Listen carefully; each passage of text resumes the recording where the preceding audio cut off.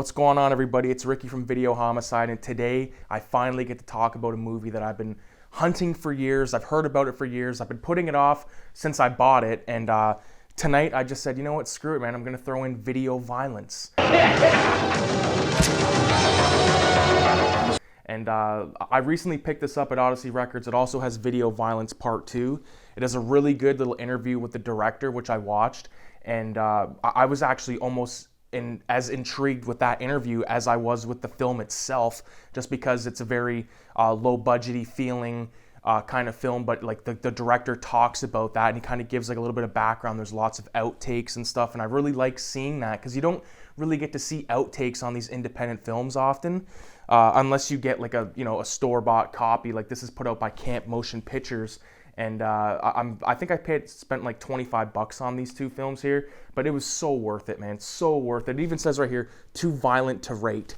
And if you don't know anything about video violence, to give you a bit of a rundown, there's this couple that moves from New York to this small town, and once they get there, the husband, being a former owner of a movie theater, he opens up a video rental shop, and the wife is working as a desk clerk somewhere. It seems that they've been there for a while, like maybe a couple of months or something like that, but he starts getting these tapes, and his one kind of lackey that works with him goes missing after they've received this tape that is apparently a snuff film.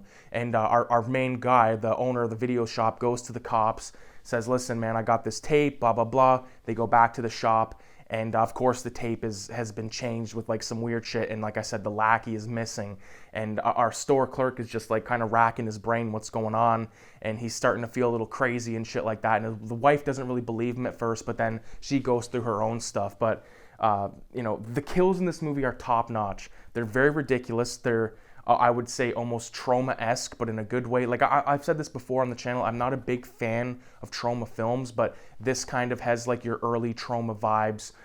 Very messed up, very bloody. This is totally not a bloody scene, but there's a part where inside of the video rental store, this dude comes in and he goes, you got the movie with the chainsaw?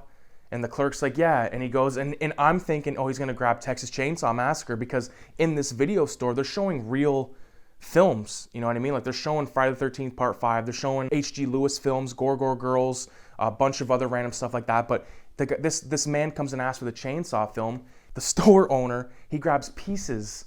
And I'm like, what? This is fucking dope. And that's all within like the first 10 minutes of the film.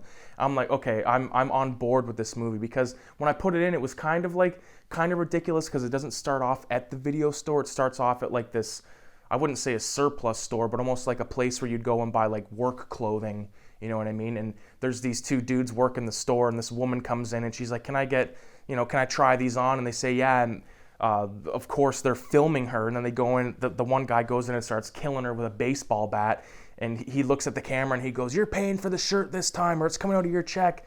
It's very like, there's no loose ends, if that makes sense. Like they're really good at putting this movie together in a way that it doesn't leave you with any kind of questions. All your questions are sort of answered in a ridiculous way, one way or another. And I just really loved it, man. I think the pieces reference solidified that I was in like for a good ride, and I'm just so happy that I got this flick, and I'm so happy that there's a part 2 on here.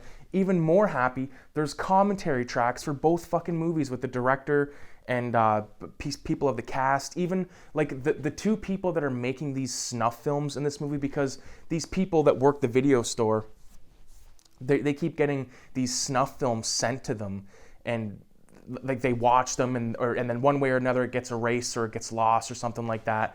And there's these two bozos, like kind of hick dudes, making these snuff films, and they're so over the top, so messed up. They're in like a greasy little basement, and like the one guy's totally loving it more than he should. And there's a part where like he kills this chick, then he looks over and he's like, oh fuck, I spilled my beer. Like it goes from like this really hilarious sort of like they're laughing while killing this chick, and then all of a sudden he spills his beer, and it's like, oh man, it's like serious moment, like they're fucking like taking their hats off kind of thing. It's different, man. It's definitely, I would say, an acquired taste, this film. I wouldn't just throw this on for like your nephew or like your kid, because it's very violent. There's a lot of tits in this film.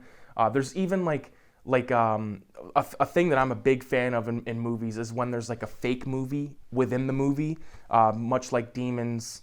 That they've done it in countless other films. I think Videodrome's done a few and different movies like that. But in this movie, there's a movie called The Vampire Meets a Bride or something like that, and it's this totally like cheesy thing put together, but it's more polished than the snuff films. So the video store clerk guy kind of thinks it could be an actual movie, and it's all over the place. It's really good though, man. I love the story because, like I said, I watched the interview with the filmmaker, and just like the sort of the lengths they went to make this film, and it doesn't seem like he had a hard time really getting it distributed, which is, you know, a cool thought, especially way back when, 1987. So he probably made this in about 86, or maybe even 85, and took some time, you know, to.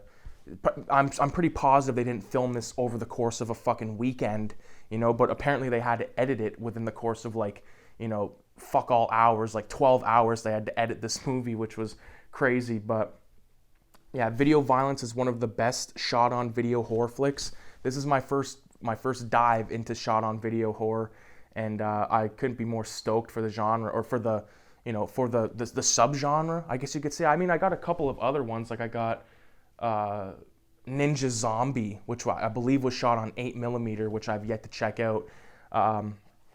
Yeah, definitely look out for my review or my take on Video Violence 2, and then maybe even in the future look out for my take on the commentaries and see how those play out, because this is my kind of stuff, man. So Video Violence, pretty dope shit. So with that being said, this is Ricky from Video Homicide. Definitely check out the Teespring account, check out the wallet, check out the Facebook account.